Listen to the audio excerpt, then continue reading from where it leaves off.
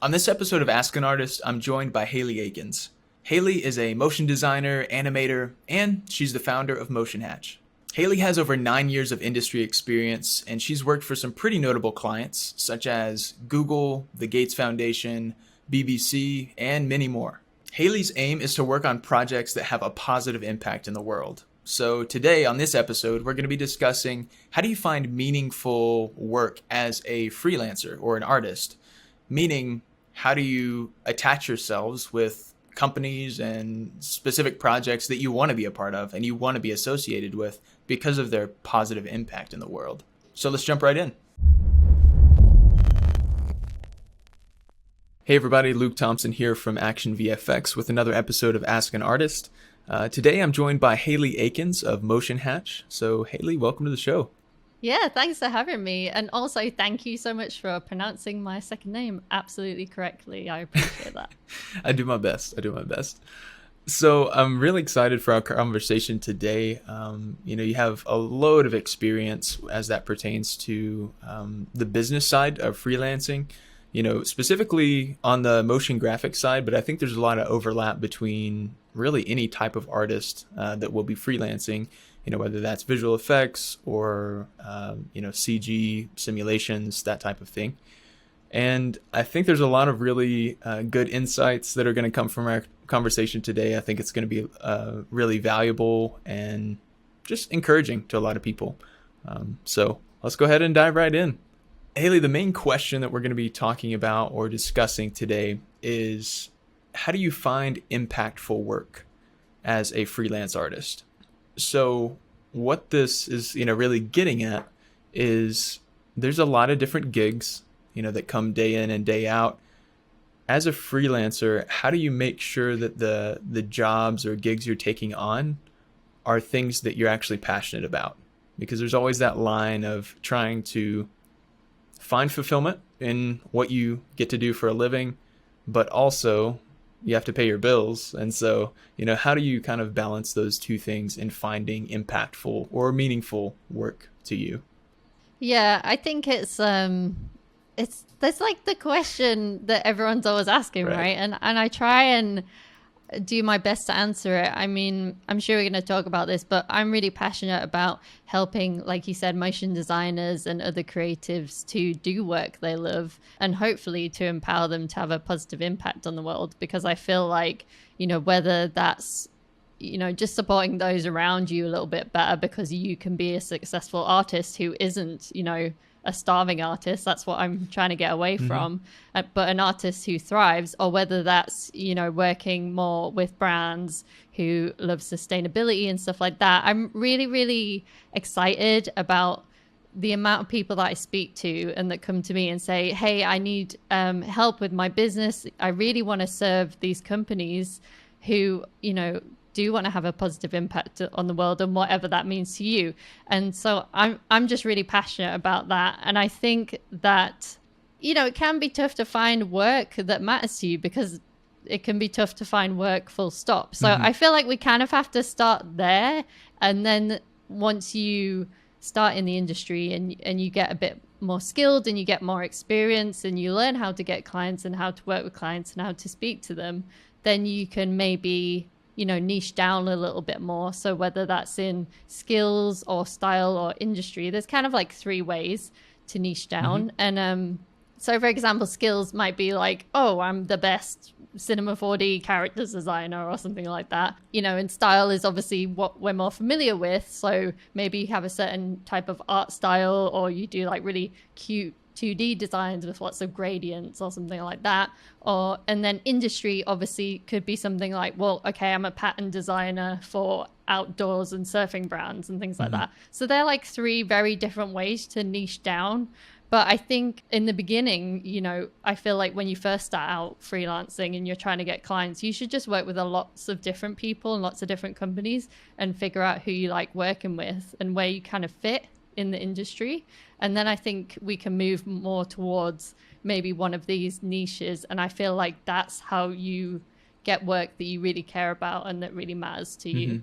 Yeah, man, that's some really good advice too, because it is that whole, even if it's a brand you love, or you think outside looking in that would be something you're really passionate about, maybe the people that you would be interacting with aren't very pleasant. And so those are also other things to consider on that front of trying to get your feet wet a little bit and then build up from there. I think that's a really, really good practical advice for, starting to kind of take those right steps towards where someone's wanting to go or wanting to be. Would you say like just diversifying your circles, kind of trying to just work with similar brands, is that really kind of like the first step to that when you try to start getting in your lane or your niche? Yeah, so I think it kind of depends on, which route you want to go down, because I feel like it's very different trying to get work in a certain type of industry. You would approach those clients differently to approaching clients where you're trying to get work based on your skill. So in the skill kind of arena, I would say you're more looking at having like a traditional portfolio and that kind of thing, and networking with other artists, other motion designers, other VFX artists, creative directors, producers, those type of people. But if you're looking to niche down into a certain industry, then obviously I feel like you're going to have to maybe kind of tweak your website in a way that you're solving a certain type of problem for a certain person. So I feel like there's it's really difficult, and this is kind of what I talk about a lot in Motion Hatch and in our courses and stuff like that, because there's not always one way to get clients, which is why I feel like it's hard to be like, okay, this is what everybody should go and do, and this is how it works. It's more about building your own system around the kind of clients that you want to get, and then testing that out and then repeating what's working and doubling down on that, rather than kind of thinking that, okay, if everybody just goes on LinkedIn and does this one thing, that's going to get everybody clients, because that's not realistic, right? So what I try and teach people is more about how to attract the types of clients that you want, and how to kind of build a sustainable kind of outreach referral system for yourself, and all of those things that people hate doing. Like I call it like the working on the business things, because everyone, all the creators want to work in their business. Yeah, exactly. So it's about trying to like automate and systematize, if that's a word, that kind of stuff, so that you can do it easily. You don't have to think about it. And you're essentially building yourself like a marketing funnel for your clients to go down, and you're testing different parts of that funnel. So, it's what everyone always talks about is know, like, and trust. And, when I talk about a marketing funnel, I'm talking, I have this thing called the 4A's freelance funnel that I teach in my course. And it's basically like awareness, attraction, action, and advocacy. So in the awareness section, you're doing things, like connecting with maybe studios and other artists on social media. Maybe you're going to conferences and that kind of thing. And in the attraction part, you're thinking about, okay, well, how do I attract these people more to me? So it could be things like newsletters or testimonials and that sort of stuff, which I think is really important, because a lot of people's work out there looks very similar. So it's like, well, how do you stand out? One of the ways to stand out could be having, here's, 3 client testimonials that are really, really good about how much of a cool, nice person I am to work with, because that's really important. I feel like I'm like glossing over a lot of things here, because obviously it's very in depth. But so you've got awareness, attraction, action, which is a bit like, well, okay, how do I actually get them to become a client? So, it could be things like contracts and pitches and like bids and different things like that. They're kind of the actions that we're doing in that sort of phase to get our clients over the line, like to turn them from a potential client or customer actually to working with us. And then advocacy is the section where we're trying to get the clients to advocate for us, so turning them into fans of ours. So how can we get our existing clients to help us to get more clients? So that could be through strategic partnerships with other motion designers or artists, for example, or working with our clients, asking them to give us referrals and that kind of thing. So that's like a really basic overview of what I mean when I'm talking about, okay, there's lots of different ways to get clients and lots of different things we could do, but they all kind of live in this system. And it's about like plugging the right tools into the kind of funnel and drawing the clients towards to you. So that's a lot of information. No, Luke. that's good. I mean, do you feel like that makes Yeah. sense? And do you have any questions? Yeah. No, I love it and completely agree with that whole process because, it's marketing, it's business. It's funny, and I like the role that I'm in currently because it's equally business and equally creative. And as we bring on more and more people on the teams that are far, far more creative than I am, I realize I'm really not that creative. So it's cool to still kind of be able to go back and forth a little bit. But as it pertains to freelancing, that is still one thing that a lot of people are more hesitant about talking about, because so much of your hourly rate defines your skill. And if you let it into your mind, really defines your worth of your time. And it can dig really deep really quickly. So I think that's a reason that a lot of people just don't really like to talk about it. But it is those very required, very necessary working on the business tasks that you had mentioned. Because freelancing is a business. And, if you're doing art for a living, you're doing what you're passionate about. There has to be that whole other organization side because it goes hand in hand, whether we like that very much or not. But yeah, that's as far as your marketing and even building out in those specific lanes. I felt, you communicated that very clearly. That is a very important part of how to attract new clients and keep that awareness constantly going. Because with that being, the first A, that's something that always needs to be happening, whether that's, advertisements or finding collaborations with other people. That way somebody sees that and they immediately have that in the back of their mind. I forget how many touch points, someone has to have through 7. Yeah, it's 7. I knew you'd know that, through a marketing interaction before, actually taking any action, which is, exactly. It's pretty fascinating, honestly. But so you do a lot of different things at Motion Hatch. Obviously, podcast coming up on 100 episodes. Congrats for that. That is thanks. A ridiculous amount of work. I think people don't have, generally, if you listen to podcasts and that kind of thing, there's just so much time and like post-production and prepping and planning that goes into it. So a massive congrats coming up on your 100th episode. That is so cool. And in addition to that, I mean, obviously all the training and free resources and mastermind groups that you run on Motion Hatch. Could you kind of just dive in a little bit, give us some brief history, kind of how you got into motion design and when that kind of transitioned over into what is now Motion Hatch of the business side, almost business coaching for freelancers and entrepreneurs? Yeah, so I was a motion designer for over 10 years. So I worked at Google full time, and I worked for like a number of companies for about 7 years, which is more than most people. So it's kind of like now I'm like, do what I say, not what I necessarily did. But I had a lot of learnings from that. Yeah. And then I went freelance, and I did that for about 4 years, maybe like 4.5, something like that. And basically what happened to me was I really liked, when I went freelance, I was like, oh, this is kind of what I was supposed to do all along, kind of a little bit of a light bulb moment happened. Yeah. And then I saw a lot of people around me really struggling to price themselves, be confident with their value, like what you were talking about, and selling their work and stuff like that. Like everybody in our industry absolutely hates selling. Yeah. They're like, I don't want to sell myself or my work, or I just want to make nice things. I want to make pretty designs. I want to make cool like VFX stuff, whatever everyone does. Like I feel like we're not really, if we're creative people like that, we're not really built for business. So it means that we have a lot of people who essentially don't know how to run a business, right? And like you said, if you're freelancing, you are running a business. And this is what I try and, I guess,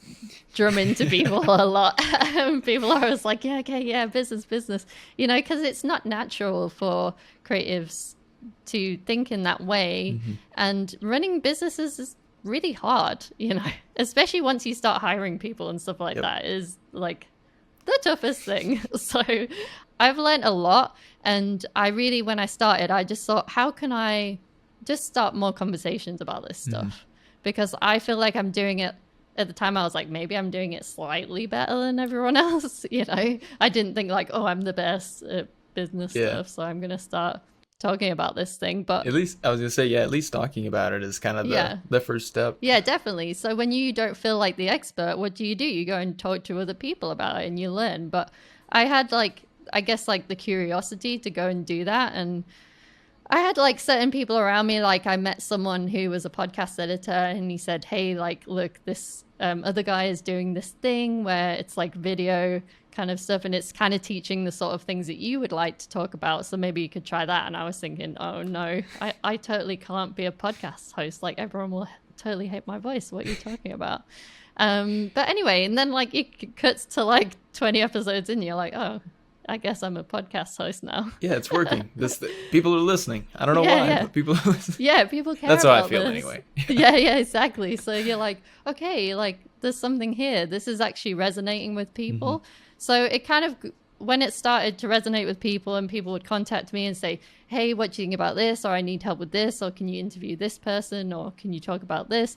Then I thought, okay, well, how can I help more, go a little deeper with this stuff? And then I gave myself the worst product to make at first. So I was like, okay, what do people struggle with the most? They struggle with contracts. So I was like, I'm going to make a contract bundle. That's a good idea.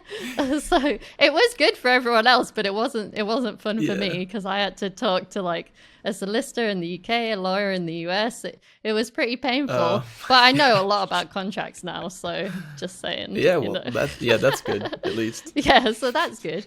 But for a first product, I wouldn't recommend anybody do anything like that because obviously you've got to like pay the lawyers. Yeah, it was a whole thing. Yeah. But, I learned a lot from that, and that helped a lot of people. We don't do that now, but we used to have that that was like the first product. And then what really helped me with my business and to kind of start Motion Hatch and everything like that was being in mastermind groups with other business owners and entrepreneurs. So I thought, I love this idea of a mastermind, which is like a peer support group where you learn and grow together. You essentially meet every week, like on a Zoom. I feel like I was like doing Zoom calls all the time when no one knew what Zoom was. And now everybody knows. I was like, damn, should have bought some shares back then. But yeah, anyway, I was using Zoom and doing all of that stuff. And I thought, you know what? This would be great to help a lot of motion designers. So we started doing the mastermind program. So we essentially, like I said, put 4 motion designers together over 8 weeks. And they have a mentor as well from the industry. And they talk about their business and the things that they're struggling with and that kind of thing. So I started doing that. And then it came to a point where I was like, okay, I've got, Motion Hatch and it's like making a little bit of money. It's kind of supporting itself and things like that. So I felt like I had to make a choice because I was getting burnt out because I was basically running Motion Hatch as a business and my freelance business at the same time. So I thought, I think it's more worthwhile to go with Motion Hatch and really put everything into it. So like make it my full-time job, And I'm just really grateful that I decided to do that because it wasn't easy. It was almost like going freelance all over again. Like you're like, oh, can I do this? Is it going to work out? What if I can't pay my rent? Like all of this. So I feel like I've done it twice now. So if anyone feels like they're in that situation where they're worried about that stuff, I feel like I've got a lot of experience of, getting over the imposter syndrome. Yeah, so I feel like I've talked a lot. No, you're good. That's why you're here. So, I mean, that is such a scary thing, like making that jump because it's not generally a slow ramp transition for anybody. I mean, it can be, if you have like a full-time and you're side hustling and trying to eventually grow that to where you can pull an Indiana Jones and just hot swap whatever your 9 to 5 or whatever your main career is. But either way, even when that swap takes place, I think that's just a very scary moment, or at least it can be, to where it is, hey, I really hope that I can pay my bills. I really hope that I can, feed my family and make sure that stuff is moving forward and not backwards. And I think that is one of those like deep rooted human connecting things that, unless you're a robot, you should be able to kind of resonate and relate with to some degree, because that is always scary. And you said earlier that, creatives especially, or people that are artists, have they're a little more standoffish for that business side, of knowing the numbers, knowing how much this costs, and what's my overhead for this, and if I bring these people on, where are they going to go? That can just add and pile on to the uncertainty of, man, I really hope that I can do this.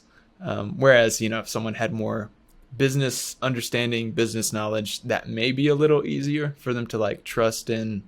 I've ran these numbers and this is more concrete, I guess. But either way, we're humans, and that is a very scary transition. So I'm sorry you've had to do that twice. Yeah. I didn't really think about that. Now I'm like, this is like therapy. Now I'm like, oh yeah, and then I did this. But How does that make you feel, Hayley? yeah, exactly. No, but it's good. It's great to talk about it, and I hope, like you say, I hope it is inspiring to people listening. This all I've ever tried to do is inspire people, and in my mind, what I'm trying to do is make the business side of stuff more fun and more interesting, I guess, because sometimes it kind of is like, it's not that interesting to learn like, okay, this is how I work out my rate. This is how I build a forecast. Yeah. This is what like profit is. This is what revenue is, like all of that kind of stuff. To some people, it isn't interesting. Like, I feel like I'm a bit of I guess like a business nerd or like a marketing nerd. Like, I really like that stuff, especially content marketing, Yep. doing podcasts and YouTube and that kind of thing. Yeah, same here. It's really, really fun. And now I'm starting to like teach people a little bit about that too, which is really exciting. But yeah, I understand that not everyone kind of wants to learn about that. We're just about to launch our YouTube channel, and I'm trying to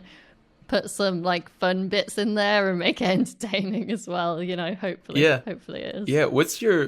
If you can share much, what's your game plan for what that's going to look like on launch, what you're hoping over time that will look like? Yeah, sure. So on launch, we're actually launching next week, but I believe by the time this podcast comes out, it will be already live, I think. It'll happen, and we will include that in the show notes so you can check out I mean, the like, Motion Hatch YouTube channel. Yeah, exactly. Go on YouTube, search Motion Hatch, you'll find it. So yeah, I think the plan is that we've been like batch recording videos, and we have a channel already, but we've just put the podcast out there. We haven't really focused on it as like a content piece for Motion Hatch. But now we're making like weekly original videos and doing shorts and all of that type of stuff. I really am thinking about, okay, what are those big questions that I get asked all the time that I just want to make 10-minute videos about.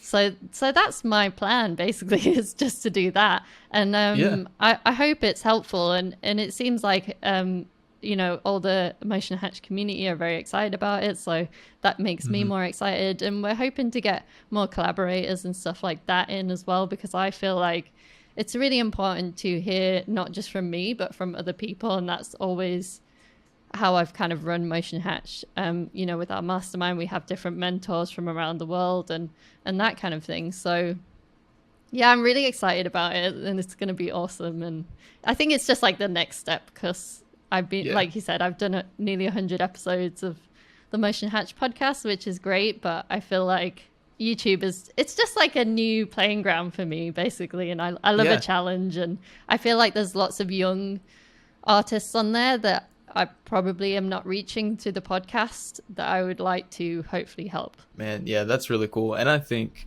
even just how you've produced content in the past, like, you guys are going to absolutely kill it, and knock it out of the park for sure. There's going to be, that is a whole new audience. Whenever there's like a new platform, a new type of technology or anything, I love the ability, and thankfully, like, our team here is great with letting me kind of like play in a sandbox for a little bit. But if there's a new tool or something, just doing like a tech demo and then just posting it on your YouTube channel, it's a really cool and unique way that we can engage in longer form with our audience. Whether I'm like building a new computer and I'm just wanting to nerd out over like GPUs or something specific. Like, we're not a tech channel, but I don't know. It's like eventually I'll probably have like this sub playlist of just like Luke's random videos that are just kind of like sprinkled in of talking about, how those things, whether it's your workstation or how your office is set up, like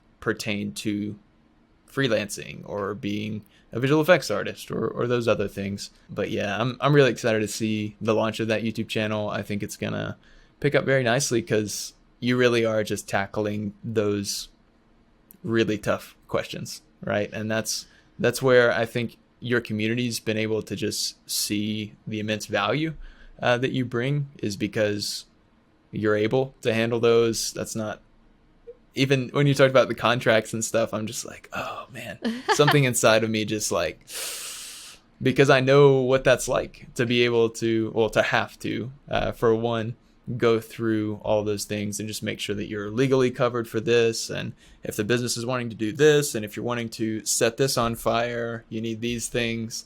So that can be just super overwhelming. And it's great that you're just providing clarity to people, because that's really all that it is like encouragement, clarity, and just that knowledge so that they can continue to grow themselves and develop further as people and as artists, which is really encouraging.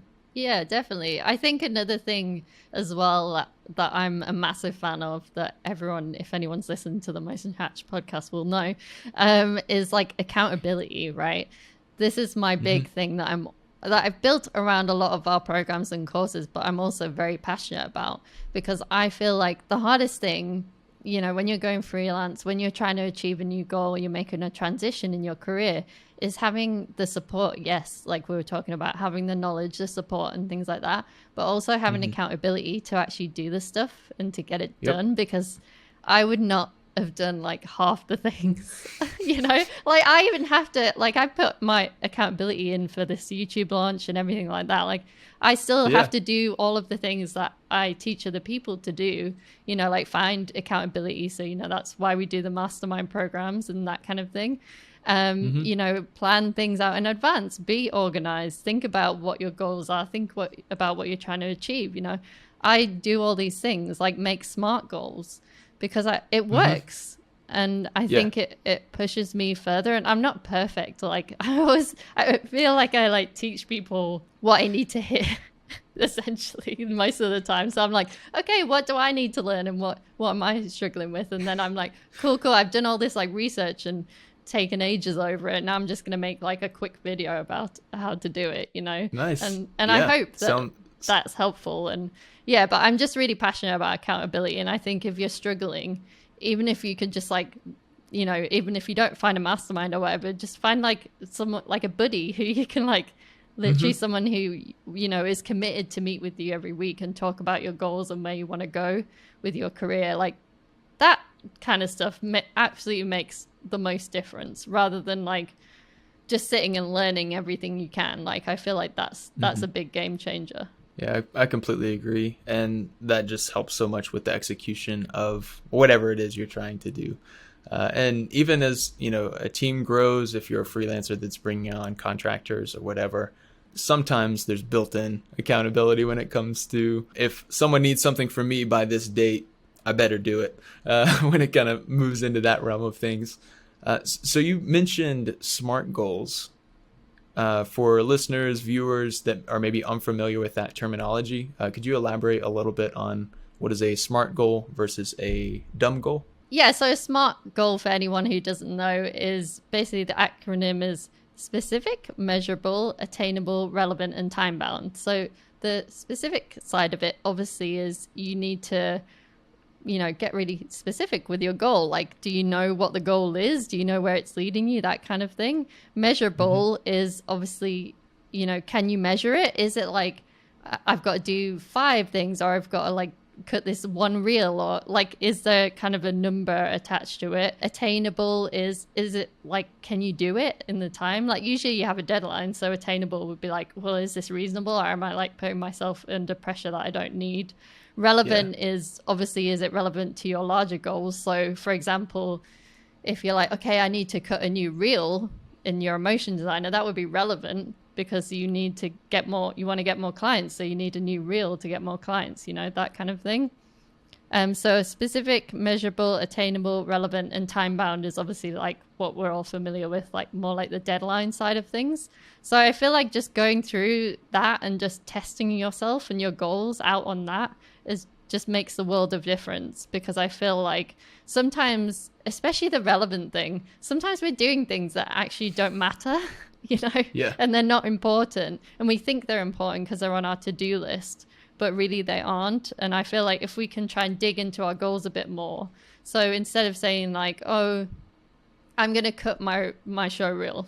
Yeah, cool. Like, you know, if I had that on my list, I would just not do it. One thing I would say is like break that up into smaller goals. So, you know, you want to be like, okay, I'm going to make the intro to my reel, and then I'm going to, you know, cut like a rough edit to music, or even I'm going to find the music, like those kind of things. Breaking it up really helps. But then, you know, comparing it to SMART goals, you might be like, okay, I'm going to cut my reel and I'm going to do it by the end of October. And you kind of break them down into smaller goals as well. And then, like, as we've discussed, you know, it's relevant because of your, you know, your motion design, you want to get more clients, you know, all that kind of thing. So it's an easy way just to sort of, it's just like a little goal self-test, I guess. Yeah, that is really good. And that's, again, a very practical thing that you can do. Wherever you're at, doesn't matter the scale of, you know, freelancing, working in a team. Those things are very, very useful. And they're even more useful if you have a tool to keep track of all of those things. Do you have like a go-to project management, just kind of task-oriented system where you kind of keep things organized, Hayley? Yeah, so I love talking about productivity, so I'm really glad you brought that up, because I feel like everybody's always like, it's the hardest thing. So yeah, project management side of things, we do use Asana. I'm like on the fence. I'm not like, you know, it's okay.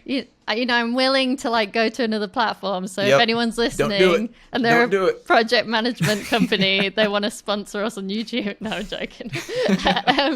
I'll have you married to Asana by the end of this episode. No, I do like Asana. So we're using Asana. I've been dabbling a bit in Notion as well. And I know a lot of our students use ClickUp. So there's like a few options for anyone listening, which I think are really good. So I'd probably go with one of them. And then what I do personally, because I like doing all the project management and, you know, oh, this project is due this date, you know, and all the kind of big, more like overhead stuff, and with the team and all of that kind of stuff, organization. But what I actually like to do on a week-to-week basis is make like a write down on paper. Okay, these are all like my tasks or my projects from the Asana, but then breaking them down into daily. So I do like, you know, just in a notebook or something. These are my top 3 tasks for today. Here are the extra things that I would like to get done. Most of the time I don't get to them because we always think we can do more than we actually can. Right. And then I just write, if I don't get it done, I just do a little arrow. So then I would go, okay, that was from Monday, but I didn't get that done. So I'm going to do a little arrow that goes on to Tuesday. And then I try and block out my time. So I'll say, okay, on the morning, I'm going to plan out those 3 scripts for YouTube. And then on the afternoon, I'm going to like batch all these meetings together, or these podcast recordings or something like that. Yep. So I'm trying to manage my time and, you know, as much do kind of like blocks of things together that make sense. I can't remember who said it. It's like on the tip of my tongue. Somebody talked about this kind of maker and manager time, which I think is really fascinating. So obviously you're, as like creative people, VFX artists or motion designers, we're usually on a maker's schedule. So that means that we need to get into a flow state and we need to do, you know, deep work. We need to sit there on After Effects or whatever and actually do it. But a manager's schedule is more like, you know, a meeting here, a meeting there, you know, and then the managers are trying to get in on our maker schedule, and they're trying to like put in meetings like in between you're trying to do an animation or something, and that can be really destructive and really difficult. So I feel like if you're aware of the different ways that people work, then you can usually block stuff. So I suggest to freelancers to think, okay, I'm going to do like maybe an hour in the morning of my manager time, which I would just assign as like getting in touch with the client, like any admin tasks you need to do, any social media, any outreach, that sort of stuff. Then maybe have like a little check-in at lunchtime on your emails and that kind of thing on your Slack if you need to get back to clients. And then do an hour at the end of the day as well. So you're kind of blocking your time, your admin kind of working on the business stuff to a couple of hours a day. And then you've got like these like big 3-hour chunks where you can actually get into doing the like maker tasks, like your actual work and your creative work. Yeah, that's been a huge concept for me even the past like 2 years to really try to lean into, of just, hey, and with my role being operational too, it's like, oh, this is, I mean, we have a lot of things on fire that aren't bad, but I still use the analogy, putting out fires. Sometimes literal, sometimes metaphorical, but everything, you know, usually by the time it gets to me is like top priority for someone. And so trying, as you know, our team's grown, we're coming up on 20 people at the time of this recording. Awesome. There's just a lot of different intricacies that take place. And so always trying to still have that time protected to where I can actually think through these things that I have. So I'm a huge nerd on Asana and any other productivity tools I can get my hands on. Before I get into the office, generally, if I am having a good morning, I'll already have my entire day planned out with time slots. So I know, hey, I think I can fit these 3 tasks in before this meeting. And if this runs over, then I have some leeway for that. But it doesn't always happen.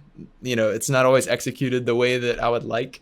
But at least if I'm prioritizing and putting those top, you know, biggest things that absolutely have to get done up top, then I know at the end of the day, it's going to be all right. And the other things will just kind of come and stack up under there. And then my list just gets massive until I'm overwhelmed. Yeah. It's a daily cycle. Yeah. Do you want a tip for that as well? I've got a good one. Yeah. So basically when you find yourself getting in that spot and you're like, wait a minute, there's so many things on this list now. It was organized like at the beginning of the week and now it's just a mess, because that happens, you know. And people put extra stuff on your plate and stuff like that. What I do, then I just go, I sit down, I get a cup of tea, you know, because I'm from the UK, that's what we do, and a biscuit. I like it. And I just do a big brain dump.